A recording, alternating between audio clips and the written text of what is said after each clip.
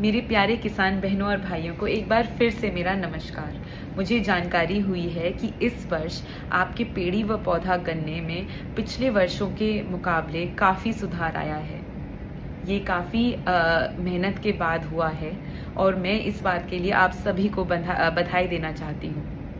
आप लोगों ने काफ़ी कार्य किए हैं जिसकी वजह से आपको इस समय पैदावार काफ़ी अच्छी दिख रही होगी।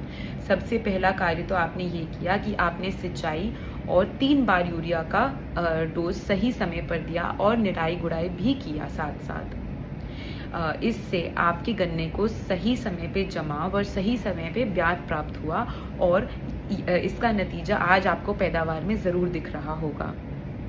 आपने दूसरा काम जो बहुत अच्छा और सराहनीय किया है वो है टॉप बोरर के लिए काम। जब आप लोगों ने टॉप बोरर के गन्ने देखे तब आपने उनको ज़मीन से काटकर खेत के बाहर कर दिया और इसकी वजह से टॉप बोरर फैल नहीं पाया और वो वहीं तक नियंत्रित रह गया। आज अगर हम खेतों में देखें तो वो ना के बराबर देखने को मिलती है। इसके लिए भी आप सभी को बहुत बधाई। आपने एक और काम बहुत ही सराहनीय बहुत अच्छा किया है, वो है कि लाल सड़न रोग से को0238 के ग्रसित होने के कारण आप इस प्रजाति को ख़त्म कर रहे हैं और इसकी जगह अच्छी पैदावार देने वाली प्रजातियां जैसे कि को15023 और को0118 को आप बढ़ा रहे हैं। आपने देखा होगा इस साल कि इन दोनों प्रजातियों में काफ़ी अच्छी पैदावार भी मिल रही है क्योंकि आप इन प्रजातियों की खेती करना बहुत अच्छे से सीख चुके हैं। मेरी तो आपसे यही दरख्वास्त है कि इन प्रजातियों को बढ़ाएं और जो लोग अब तक 38 गन्ने की ही बुआई कर रहे हैं वो थोड़ा थोड़ा ये गन्ना लगा के देखें। आप बिल्कुल निराश नहीं होंगे और आपको पैदावार बहुत अच्छी मिलेगी। अब दूसरी बात है कि कुछ लोग ये सारे कार्य नहीं कर रहे किस कारण से उनको पैदावार थोड़ी कम लग रही होगी।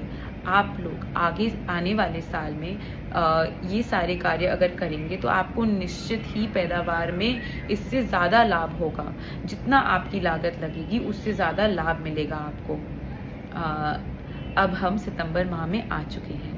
अब गन्ने की बढ़वार के लिए काफ़ी कार्य बाकी तो नहीं है, पर एक दो चीज़ें ज़रूर हैं जो कि काफ़ी महत्वपूर्ण हैं। सबसे पहली चीज़ तो जिन लोगों ने मिट्टी नहीं चढ़ाई हो, अब भी समय है, आप लोग ज़रूर मिट्टी चढ़ाएं क्योंकि आपने देखा होगा खेतों में जिन्होंने मिट्टी चढ़ाई हो और जिन्होंने नहीं चढ़ाई हो उन खेतों में ज़रूर फ़र्क नज़र आएगा। आप देखेंगे कि मिट्टी चढ़े हुए खेत सुरक्षित ज़्यादा हैं और उनकी पैदावार ज़्यादा अच्छी लग रही है क्योंकि आपकी गन्ने की पैदावार अच्छी हो रही है, उसकी हाइट अच्छी हो चुकी है। अगर आपने मिट्टी नहीं चढ़ाया और तेज़ हवा चली तो गन्ना गिरने की संभावना काफ़ी बढ़ सकती है। अगर आप मिट्टी चढ़ाएंगे तो आपको इससे काफ़ी बचत मिलेगी। तो जिन लोगों ने अब तक मिट्टी नहीं चढ़ाया हो और खेत में जाना मुमकिन हो, आप लोग अब भी मिट्टी चढ़ा सकते हैं। कुछ लोगों ने तो 2-2 बार मिट्टी चढ़ाई है और उनके खेत देखने लायक हैं। लेकिन अभी सितंबर माह में सबसे महत्वपूर्ण और सबसे मेन कार्य अपना आता है बंधाई का। बंधाई कुछ लोग ने काफ़ी समय पहले से चालू कर दिया है, जिनकी पैदावार जिनकी हाइट पहले से अच्छी हुई थी और कुछ लोग अब इस कार्य को कर रहे हैं। लगभग 15-023 के सारे खेतों में तो बंधाई हो चुकी है, पर आपको अभी काफ़ी बंधाई करना बाकी है। सितंबर माह में ये सबसे ज़्यादा महत्वपूर्ण कार्य है आपके लिए।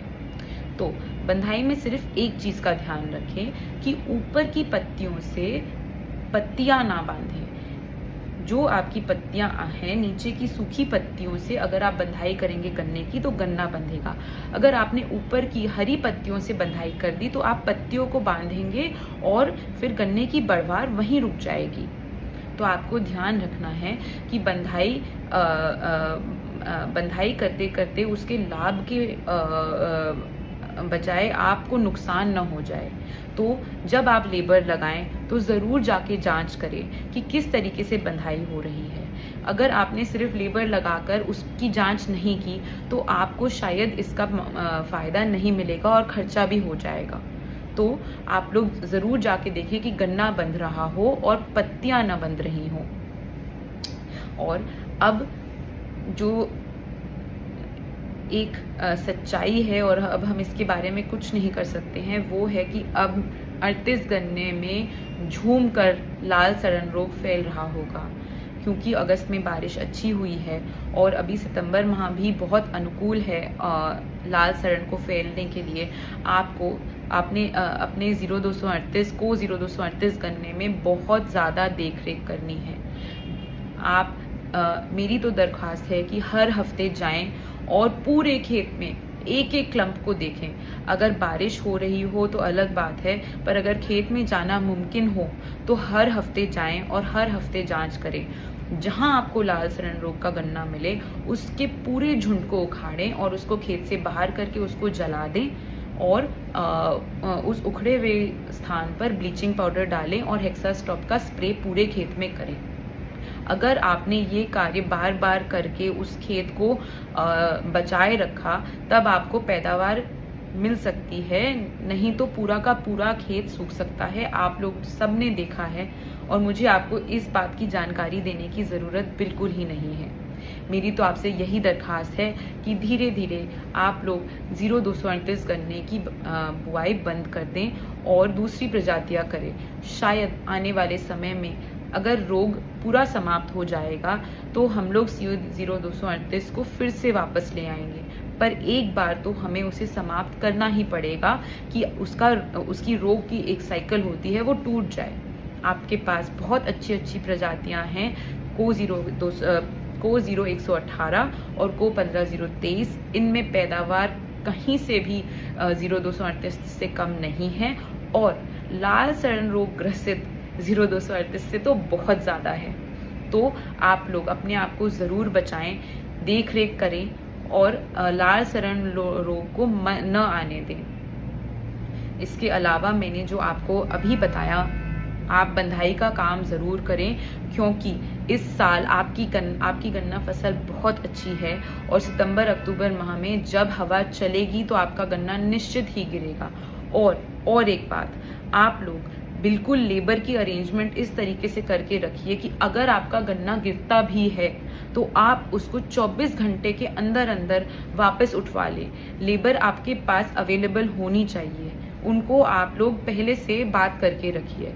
और ज़्यादातर वो लोग जिनकी गन्ना फसल काफ़ी मजबूत है, आप लोगों के गन्ना गिरने की संभावना बिल्कुल है, चाहे कोई भी प्रजाति क्यों ना हो, क्योंकि जब फसल अच्छी होती है तभी उसमें वजन होता है और तभी वो गिरता है। तो हमें क्या करना है कि गन्ना गिरेगा, अगर उसे गिरना है तो वो गिरेगा, पर हम मिट्टी चढ़ाकर बचा सकते हैं, हम बंधाई करके बचा सकते हैं और सबसे ज़्यादा महत्वपूर्ण, अगर वो गिर जाए हमें उससे ज़रूर जल्द से जल्द फिर से खड़ा करना है, तब तो आपको कोई भी नुकसान नहीं होगा। और आप देखेंगे कि जब आप गन्ना मिल में आपूर्ति करेंगे तो कैसे खन खन पैसे बैंक में आएंगे। और आप तो हमारे पेमेंट के बारे में जानते ही हैं, हमसे तेज़ और कोई पेमेंट नहीं दे पाएगा, ये वादा है मेरा। बस इतनी सी बात है। नमस्कार और जल्द मिलते हैं।